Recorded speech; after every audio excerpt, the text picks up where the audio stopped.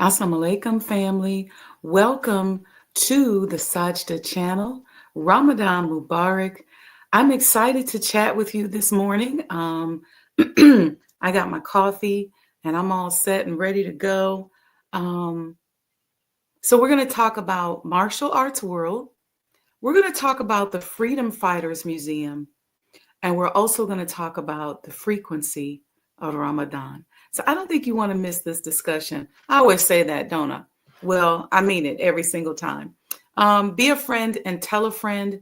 Jump over, tell somebody that we're live, and we'll be back after a few short commercials.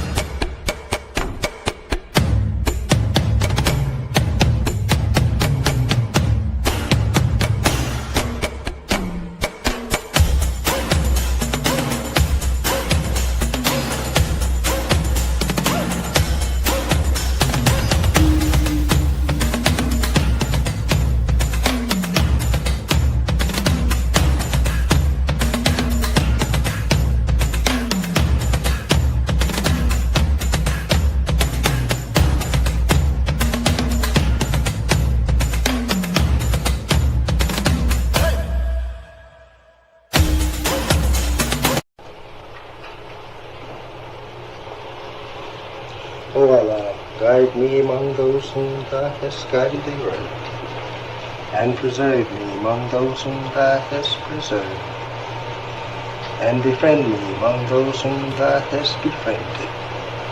Bless me in whatsoever Thou dost grant me, and deliver me from the evil of what Thou hast judged. Surely Thou judgest, and none can judge against Thee, and he whom Thou befriendest is not disgraced. Blessed art Thou, O Lord, and exalted be Thee above what they set up besides Thee. I bear witness, nothing deserved to be served besides Thee, and I bear witness that Muhammad is Thy servant and apostle. Amen.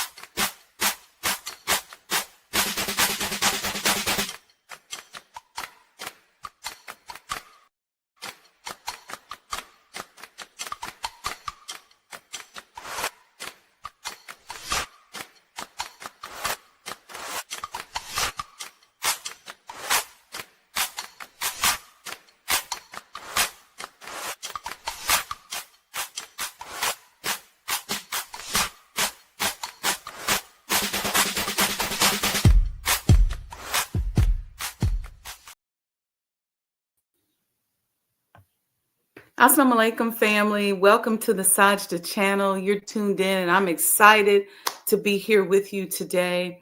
Ramadan Mubarak to those of you all who are fasting during this glorious month of Ramadan.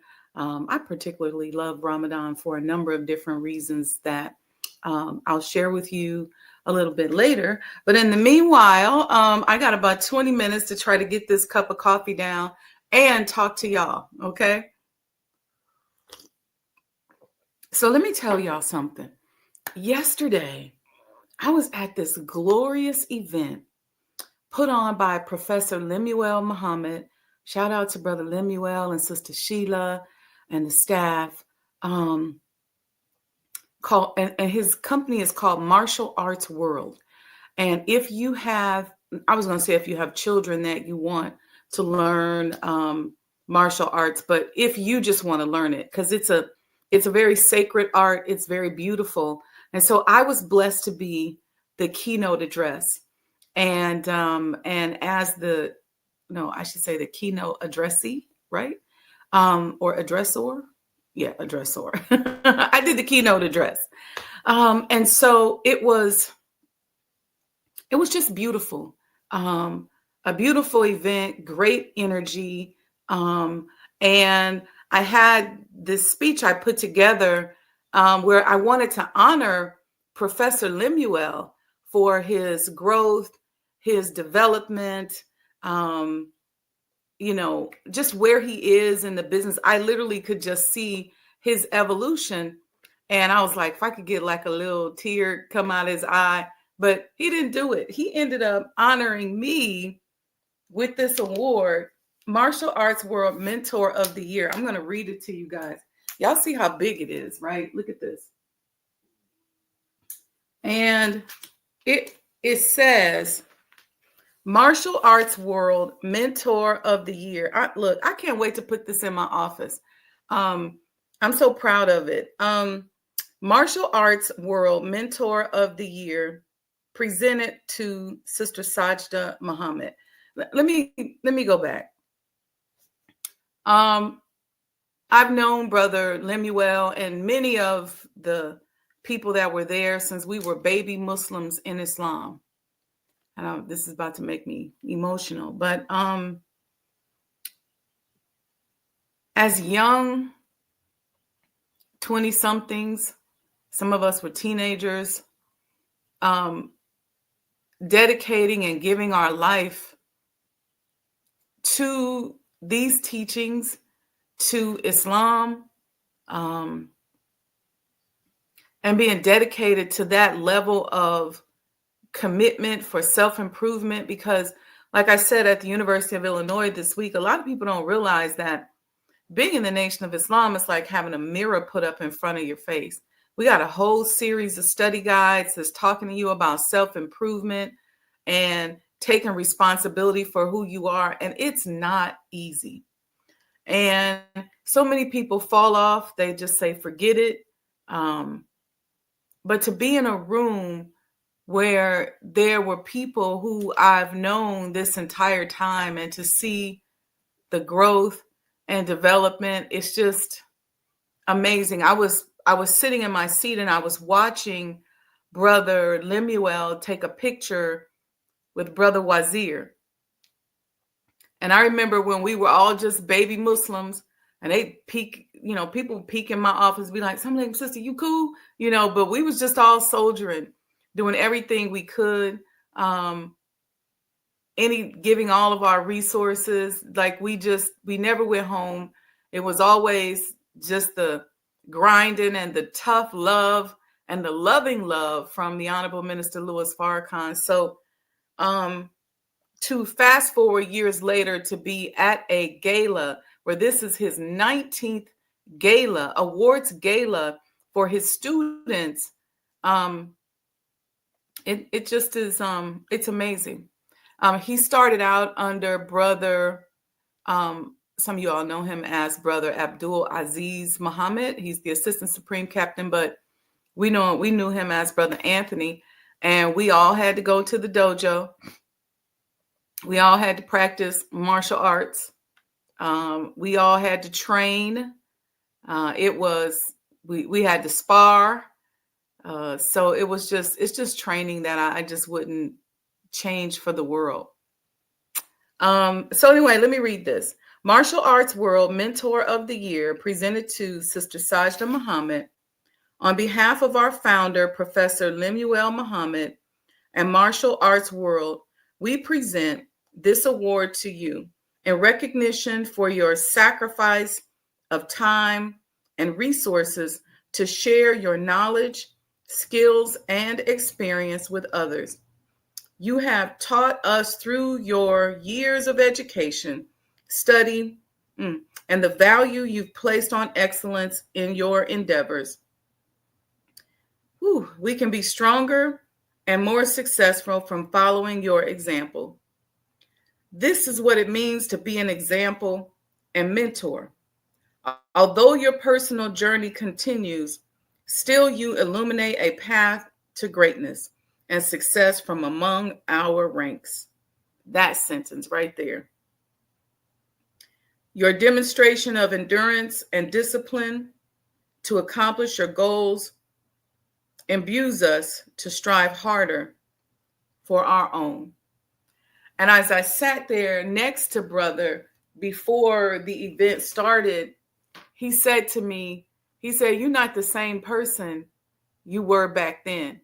And I was like, "What you mean? I feel like I'm still the same person." And he said, "Mm-mm." He said, it's an evolution. It's different."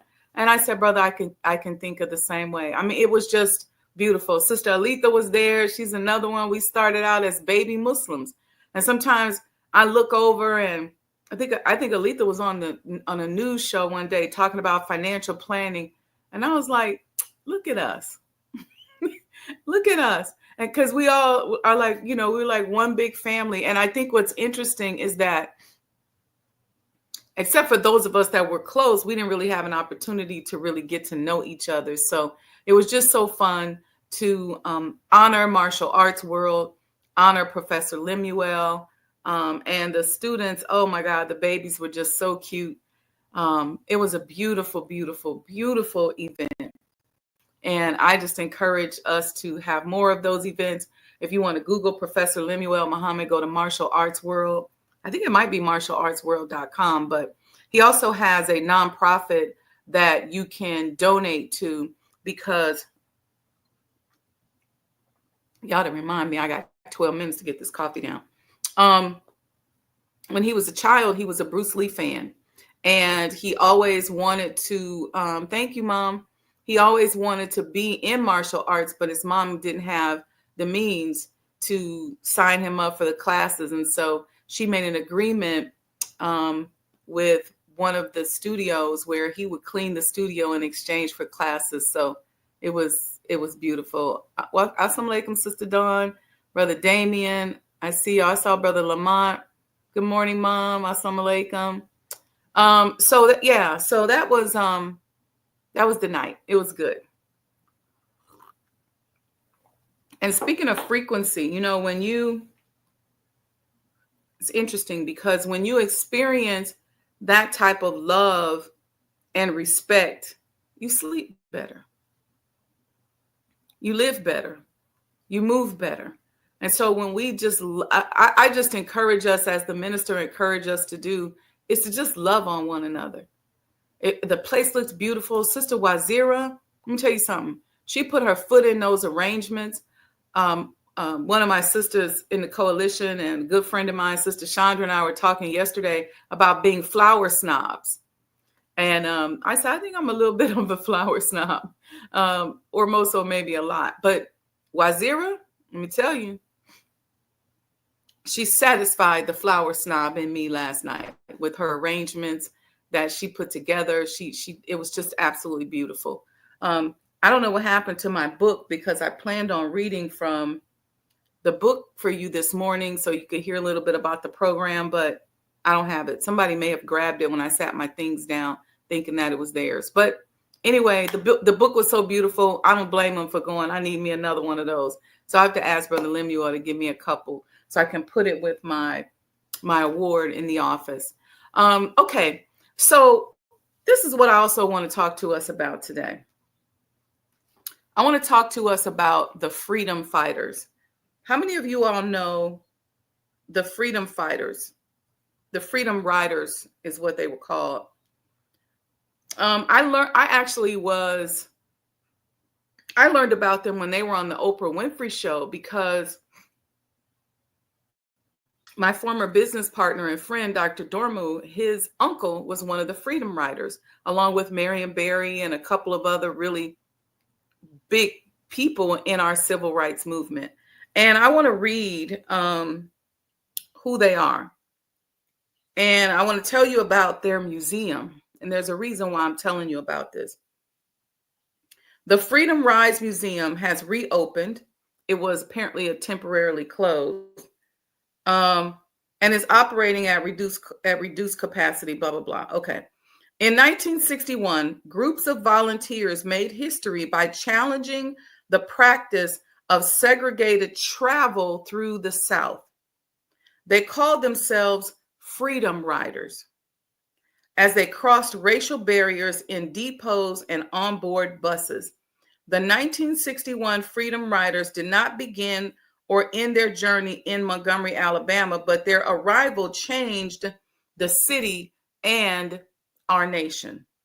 Freedom Riders, black and white, male and female, none of them older than 22, stepped off a bus at the Montgomery Greyhound Station on May 20th, 1961. They were prepared to meet mob violence with nonviolence and courage. They prepared farewell letters and wills. Their goal was to help end racial segregation in public transportation, and they did. And so their museum is in Montgomery, Alabama. And before I tell you what's going on with that museum, like I said, it's one of those things that a lot of people don't really know about. I knew about it because I remember Jeff telling me that his uncle was going to Chicago to be on the Oprah show because he was one of the Freedom Riders. And I was like, wow. And then I looked it up. I saw Marion Barry and I saw all these people. And I know that his mother, Mrs. Octavia Dormu, she was one of the cooks that helped support the team. You know how they would fry that chicken and wrap that chicken up and give it to you when you went on those trips? Yeah, when we met with Marion Barry, he said, oh, she could fry some chicken. So we always laugh at that joke. And yeah, I won't go into it, but it was just a funny thing that Marion Barry said. Well, I could tell y'all. So when we were building the hospital and the clinics, we had put together a group of investors to make an offer to the District of Columbia to purchase United Medical Center. I had been meeting with hedge funds and investors, and we put together something, but we had a problem in that there was a lot of debt on the hospital owed to the District of Columbia that was tied to a bond. And so we wanted to find a way to forgive that debt to make it lucrative to our investors. And I went to visit Marion Barry, and I realized how smart he was because he was talking about receivables and accounting, and he broke down the whole bond structure to me. And I'm a finance and accounting major, right? But he broke it down. He was just intelligent, right? And he started helping me make phone calls. I think this might have been by the third meeting. By the third meeting, when I brought Jeff, I said, I want you to meet Dr. Dormu. I said, he's a native Washingtonian, and I gave his whole history. And I said, he's an amazing brother because he really went from the streets to the surgery room, and he really has a calling with it because he ended up becoming triple fellowship trained, double boarded. And I told him, I said, I've watched him before he would go into the OR, and I could see Allah take over. And so brought him down, and so Mrs. Dormu, may she rest in peace. That was my sister. She was very historic to the SCLC. She was a master's degree educated woman at a time when a lot of Black women from Mississippi didn't have no master's degree. She had gone to Howard University, where she met her husband, who was a Liberian attorney. And he ended up, I'm going to just say it, dying in a coup attempt with President Tolbert over in Liberia. I'm feeling her spirit this morning, so I thought to tell her story. By the time he passed, she had 8 boys for this man. they had 8 boys. And so he was one of the writers of the Liberian Constitution. So if you look his name up, his name is Alfonso Dormu. He had written the Constitution. He had come to the United States on a Firestone scholarship. And for those of you who don't know, there's huge rubber plants and rubber trees in Liberia, and Firestone was there with a plant doing you know what with the rubber and making tires and stuff. but they did give some scholarships. And so Mr. Dormu came to the States on a Firestone scholarship. He went to school in Ohio and then ended up going to law school at Howard University, where he met his wife, who was there from Mississippi, getting her master's in education.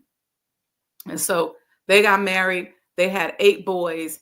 And then in 1975, he was during one of his trips back to Liberia, where he was writing and rewriting the Constitution for President Tolbert. He was murdered on a bus. And so, but at the same time, Mrs. Dormu was she was kind of that silent strength. She was involved in the civil rights movement. She went there with her boys, even came back to the States and raised those 8 boys on a teacher's salary. And so, needless to say, you got 8 boys in DC when it was Chocolate City in the 80s and the 90s. And they was in the streets. And one of her sons matriculated through the streets and and got himself into an Ivy League school after he went to UDC, got himself into an Ivy League school in Columbia University, and went to school for 15 years. And then later became my business partner, and we built the hospital together. So when we went to go see Marion Barry, we were talking to Marion Barry, and he said, "Do you know my mother?" And he said, her name's Octavia Dormu. And he was like, And I don't know, Marion Barry was just going through that brilliant brain of his, like he's looking at Jeff in the face, and Jeff gave him a few more details. And then he called her by a nickname. He said, "Oh, Eddie." And we laughed so hard because she was such those women in that era, they were so prim and proper. You couldn't imagine nobody knowing her on a casual level. And so he said, "Oh, that Eddie could fry some chicken." And when we put the whole story together, her brother was one of the freedom riders that I just read about. And Marion Barry was also one of the freedom riders. And the sisters used to fry that chicken and wrap it up in that foil and give it to the brothers. So my point behind this, I'm going to show you a quick video to remind you of something. Then I'm going to come back and tell you what's happening with the Freedom Riders Museum. I'll be right back.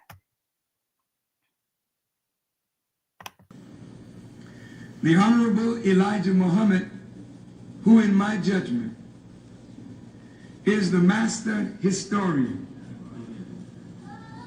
taught us that of all our studies, history is the most attractive, and it is best qualified to reward the researcher. History is most attractive. Why should history be most attractive?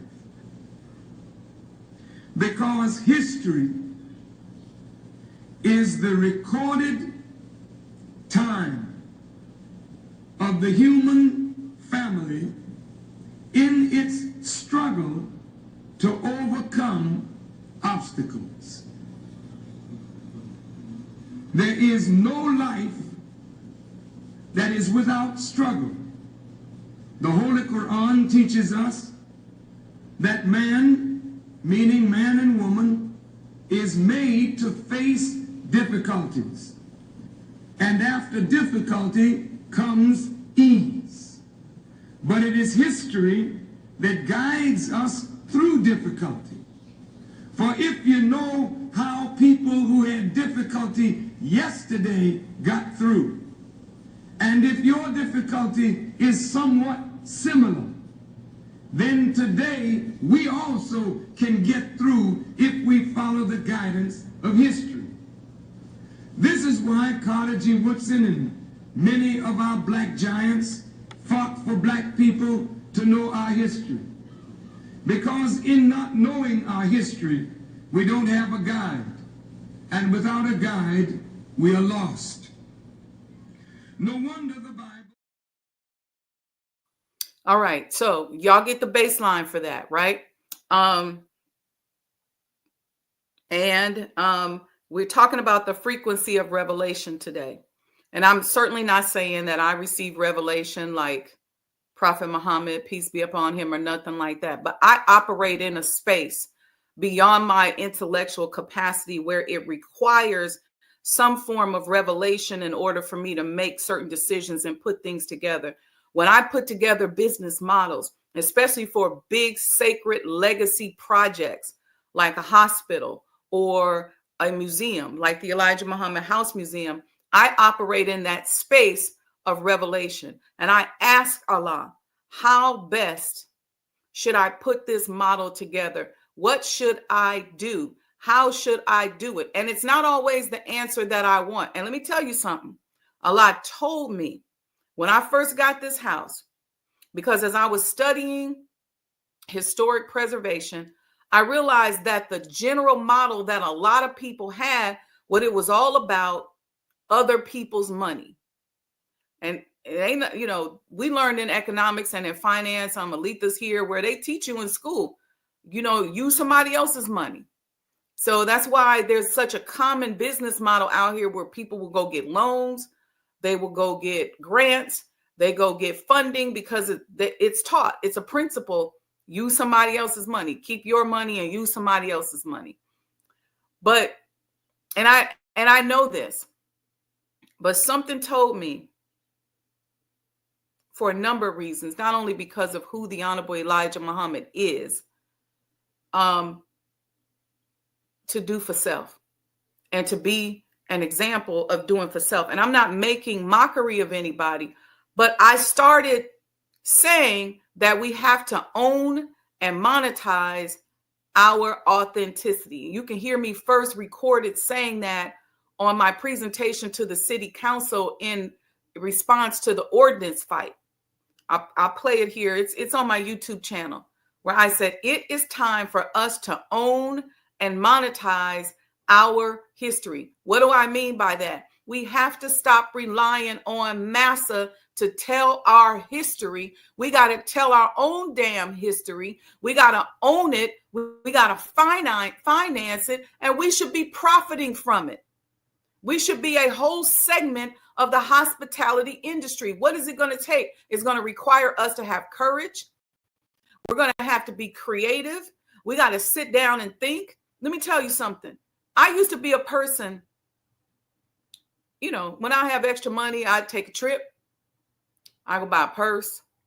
I run down on Wisconsin Avenue in DC in a minute and be like, let me get this purse, $4,000, $5,000, $6,000. But Allah turned my mind and said, that money, put that in a business. That money, invest in yourself. That money, invest in your history, your people, your businesses. You could start a whole business with that money you just dropped on a purse. And then I started traveling instead of vacationing. So I don't go out of town with people who just all about the vacation. I travel because I go for experience. I go for business. I go for connections. I go to learn how people do things in other countries. So every country I've gone to, I've entrenched myself into the culture so that I can learn. When Dr. Sophia Shabazz was on the Ummah Reflects talking about them making those clones in Asia, in Korea, and in China, I saw that. I went there. I saw that. So my point being is that Allah had been guiding me towards this. Well, guess what? Yesterday, Representative Terry A. Sewell, she posted this at 5:52 p.m. She tagged Attorney Crump. She said, news in all caps. Elon Musk and his Doge brothers have ordered GSA to sell off the site of the historic Freedom Riders Museum in Montgomery. This is outrageous, and we will not let it stand. I am demanding an immediate reversal. Our civil rights history is not for sale. I know I got to talk about Ramadan. This last paragraph really got to me, Sister Terry. You begging Massa to please reverse his decision to stop telling your history? As a representative, put a call out to the community and let's get some investors together. And you right there on the Hill Go talk to them and say, hey, we want to buy this museum because it's our history. It's important to us. You can't keep telling massa and demanding that massa give you money to tell your history, especially in you in a case like me. I'm not altering it so that you feel comfortable. I'm going to tell the history. The history is the history. That's why I get on here and say to y'all, look, become a sponsor, make a donation. Because at some point, we got to finance our own freedom. Freedom ain't free. And these freedom riders gave their lives, but we sitting up in offices somewhere going, let me see if I can just get massa to promote our history. And I'm sorry if this sounds like I'm making mockery, but damn, we got to wake up, y'all. This is outrageous, and we will not let it stand. Okay, let's not let it stand. The next email from you and Attorney Crump and whoever else needs to be, put the call out there. And what are the investors? How much do they want for the damn thing?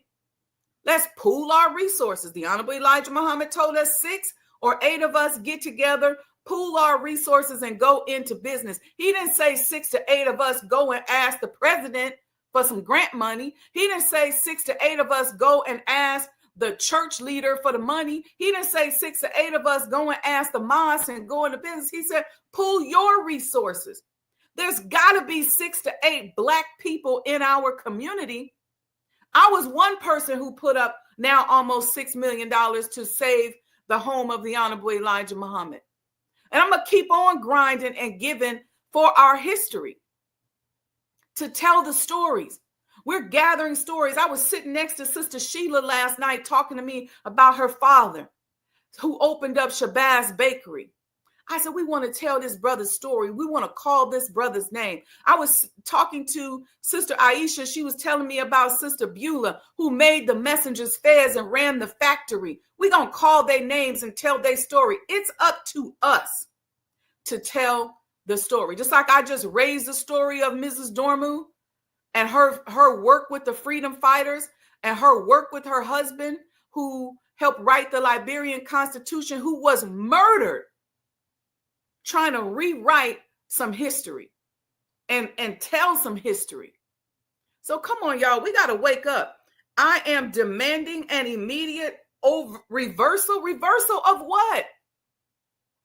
The messenger already told us they was going to let us go, y'all. And so during this month of Ramadan, I'm imploring upon you all to take yourself into that space of revelation, because that safety net that you think you got, you ain't got it. Our only safety net is with Allah. And that may sound spooky to some of you all, but let me tell you something. When you rely on Allah, He brings you information. He downloads to you. He lets you know where to go, who to talk to, who's cool and who ain't. And if you miss it, He'll remove them from your life. And you'll be like, what happened to so-and-so? Oh, they gone. They got sick. They not here no more. You can't keep up with all of it, but Allah can keep up on it. And when you rely on Him, you ain't got to be scared, because He got you.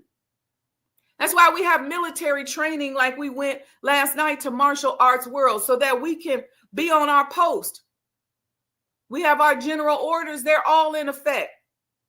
Come on, y'all. We got to wake up. So during this month of Ramadan, it's so important that we learn to pray, but access that frequency of revelation. How do we do that during the month of Ramadan? Because during the month of Ramadan is when the Holy Quran was revealed to Prophet Muhammad, peace be upon him. What was he doing? Meditating in a mountain.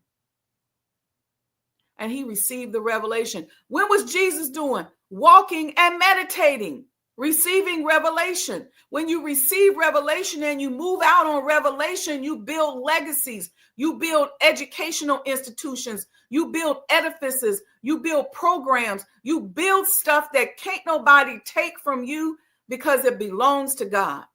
See, we all know that Allah desires to make Himself known. Okay? He desires to make Himself known. How will He do that? Through those that know Him. He wants to be made known. So when you submit yourself, get out of your safety zone, talking about let's reverse it. Massa, please continue to sell our history. No, let's get together It's got to be some NBA player. It's got to be some rapper, some entertainer. It's got to be some business person, like I was a business person. Let's see how much it is. Maybe we'll buy it as Muslims. But the point is, let's get it. Just buy it. Go, you on the Hill, go up there, talk to them on the Hill and say, hey, I see this, that the GSA is planning on selling this. Do y'all have any other civil rights sites or sites that are important to our history that are for sale? And I have to be in DC on the 18th, and I'm going to be up on the Hill at the Minority Policy Summit. And I'm going to talk to and see if we can find out what's on that list that they about to sell.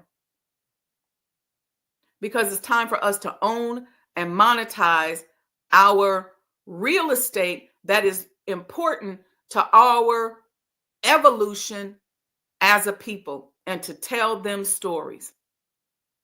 Okay? You got to move out on Revelation. So during the month of Ramadan, I have this process in the morning that I take myself to where I'm looking to see what I receive. And so I write in these notebooks. You see all this writing on here, what I'm receiving. And I keep saying that I got tons of notes and from Ramadan for years that I'm going to make a book of those revelations. And a lot of times I dial back from that because I know people get intimidated and people say, oh, she thinks she all that. But I'm done with that because folks out here dead, out here trying to control people, out here trying to hurt people. Folks in leadership ain't doing what they supposed to do, being mean and nasty to people. I'm done with holding back. I'm done with acting like this is something that only a few people can learn from. Allah is giving each and every one of us revelation every day. There are some of us right now sitting on $1 million, $1 billion deals and concepts that can change the world. We love during Black History Month to talk about all the inventors. But what about you? You got something inside of you that maybe you're not in the industrial phase where you're going to be creating the ironing board because maybe you don't iron every day. Maybe you're not going to be creating an ice box because you don't have to carry ice up the hill to cool off the white man's food or his rooms. So maybe you're not creating an air condition because of that. Maybe you don't create the stoplight because you don't have to drive massa and worry about the traffic. But you in your place, wherever you are, see, revelation rises up to meet you. You and I showed up on the planet for a reason. So when we read the Holy Quran, when we go into spiritual spaces, it's rising up to serve us. It's rising up to meet us. That's why you get ideas. That's why you get thoughts. That's why you're planning secretly, but you never do it because you're scared, because you're worried about what the white man is going to take from you. He can't take from you what Allah has already ordained for you. And I'm sorry to get so animated during Ramadan on this, but this made me so mad. I was going to use another word, but it really made me mad. Not that they were selling it, because I believe in the Honorable Elijah Muhammad when he told us they was going to let us go.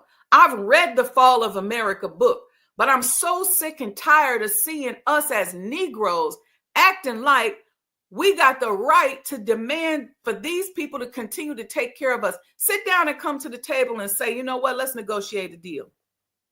We're not asking y'all for no handout. We're asking y'all for what y'all owe us. Let's present it like that.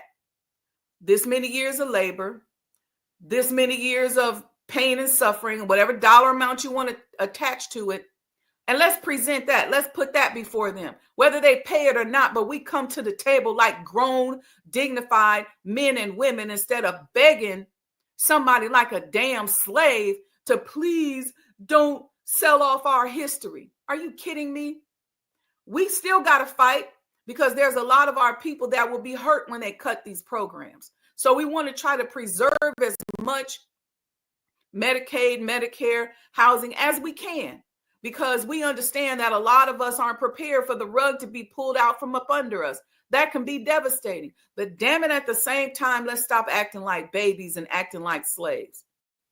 We got to sit down, put some business models together, stop sitting up trying to be cute, trying to be absent, trying not to be present, trying to just say, well, the government better just give me this or that. I'm a king, I'm a queen, roll up your sleeves like your ancestors did and get out here and do something for yourself. So listen, let me calm down. The month of Revelation. Rumi said, y'all know the poet Rumi? If you don't, you should look him up. He said, fasting blinds the body in order to open the eyes of your soul. He said, there is sweetness in the stomach as it empties. And as that sweetness in the stomach comes up, that's where you go into your prayer and to your revelation. And you ask, Allah, what did I show up on the planet to do? Who am I? What would you like to do through me? When you decided that I was going to come into this world, I know my parents didn't know what they were doing. Most of us wasn't playing. Most of us was oopsie babies. Oops, I'm pregnant. Oh, how old are you? No, most of us was oopsie babies. But when Allah, who is the author of life, brought us into this world, he had a plan. He decided, I'm going to express myself in this way, in this space. And they may have named it Wendy. They may have named it Lamont. They may have named it Aaron. But Allah knew exactly how he was going to dwell in that body that he created. So the question is, what did you make me for? What did I show up on the planet to do? Who am I? I had a woman when I was selling real estate years ago. I sound like the minister. I was a baby real estate agent. And I was going into a condo building in Hyde Park. And I remember walking up to that condo building and saying, wow, this is so nice. I would love to live here. It was one of these, I can't remember the address, but I can see the building. It was one of these older condo buildings in Hyde Park that the condo had like 6 bedrooms and 7.5 baths. You know, they got them big, huge places over there. A lot of people sleep on those big places in Hyde Park. But I was about to go in and do a showing. And there was a woman at the door and she was holding the door. So as I walked up, it was raining. And she looked at me and I don't know what she saw in me and she blocked me. She was an older woman. And I said, oh, excuse me, because I'm focused on trying to get through the door. It's raining and I got people waiting on me. And she said, what did you show up on the planet to do? And I thought, okay, she crazy. And I just kept going. But you know, those words burned in my head and I never forgot them. And it started the seed of germinating in my head. And I started saying, what did I show up on the planet to do? Who am I? These are questions that I've asked myself over the years. And then Allah would answer. Okay. The month of Ramadan is that in which the Quran was revealed, a guidance to men and clear proofs of the guidance and the criterion. Fasting is not about losing weight. It's about losing the weight of your sins and learning to detach from your ego that weighs you down. When we are asked to restrain the ego, our addictions reveal themselves. So it's an opportunity for you to access and address your addictions. Here's another note that I made. In the month of Ramadan, we are called to use the polish of prayer.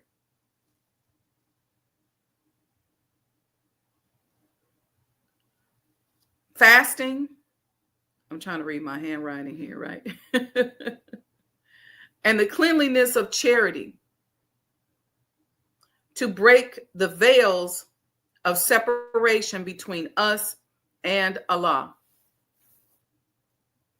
I was having a conversation with somebody again up at the U of I. We were talking about one of the episodes of The Messenger's Residence, and the person suggested the word unraveling of history. And I said, what about the unveiling? because I think unveiling is a little bit more spiritual, in that this note that I made about the veils that exist between us and Allah. And you all know that sometimes a veil can be very light and sheer. And so you're really close. You can see Allah, but it's just a little something between you. And sometimes it can be really thick and dark and black. And you can't even, there's no illumination on your side, and you don't know what's on the other side. So when you start stripping away and unveiling the separation between you and Allah, you start to reconcile you and Allah. A lot of times, because I've been working on this reconciliation, this oneness process for a while now, when I hear people teach, I can tell if they're here and Allah is there.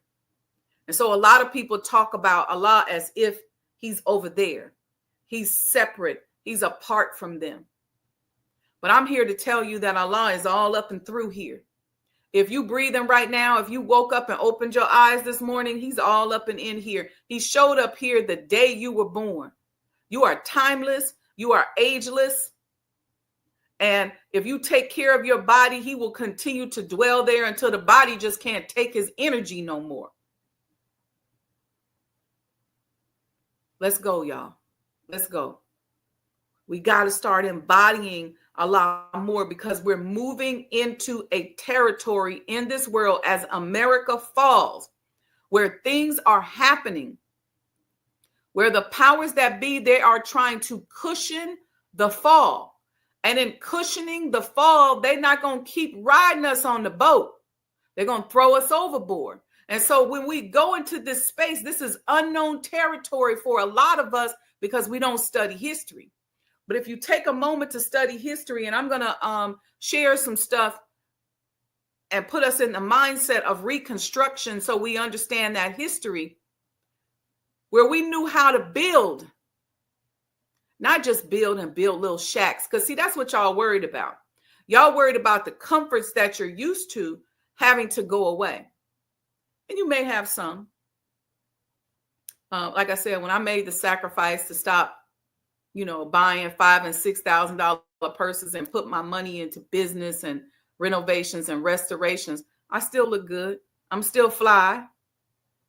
But there are some sacrifices that have had to be made, some challenges. Point being is this: have faith, have courage, and go into that space of revelation. And I'm going to say this last thing. I want to know if you all have any questions. Ramadan is strength training for the soul. Strength training for the soul. Somebody put that in the chat. Ramadan is strength training for the soul. This month is an opportunity Allah gives us to strengthen our faith and change our negative habits so that we can live from a place of higher consciousness, not for a single month, but for an entire life. And I'm going to end with this. When I first got my ex in 1990, and I quote this all the time, and I was moving to Chicago, and Brother Yusuf Muhammad, may Allah be pleased with him, he said to me in his little country twang, he said, "Nah, sister," he always would bounce his shoulders. He said, "You going to Chicago, huh?" I could see him bouncing his shoulders. He said, all these people were coming to me last night as I was sitting there. The MGT and GCC, led by Sister Lisa R. Muhammad, were helping with hostessing last night. And Sister Medina, who is Brother Yusuf's granddaughter, Sister Lisa's his daughter, I was watching Medina walking back and forth, taking people. Medina's always good at working that front desk. I love grabbing her for Sajdah House because she locks it down. And I was watching her walk like her grandmother. And I was thinking about how proud Brother Yusuf, may Allah be pleased with him, and Sister Virginia have to be to have a granddaughter who's a soldier, but who's herself. And Medina got a mind of her own. You can see her little brain working when you walk up to her. She's not a follower. She ain't no baby. She ain't no child. She got legacy in her DNA. And I was watching her, I could see the energy of the generations before her who had dedicated to what she's a part of right now. And Brother Yusuf said to me, he said, look for Allah everywhere. And I thought of that as I was doing my studies during Ramadan. And he said, look for Allah everywhere. And I came across this quote in one of the hadiths from Prophet Muhammad, peace be upon him. He said, my eyes sleep, but my heart remains awake. Look for Allah everywhere. Now, then I said this, you know what? When we witness Allah in everything, every action becomes a prayer. Every action becomes a prayer. And if you know me, this is how I live my life. When Sister Aletha and I were waiting in the parking lot because Brother Lemuel didn't want us to come in too early, and I saw her pull up just as I was backing into my spot. And when she pulled up and she came over, because I know Aletha always got mints and stuff, and I was like, let me make sure I ain't got fasting breath. Hey, y'all, be mindful of y'all breath this month, okay? Because I didn't have no mints. I had changed to a cute purse. And so I knew, I said, okay, good. There go Aletha. I know she got mints or gum or something I can, just refresh my mouth with. When she got in the car, I said a prayer for her as she was walking to the car, because that's how I live. And I said, I want my sister to be free and liberated and strong. I want her to be successful.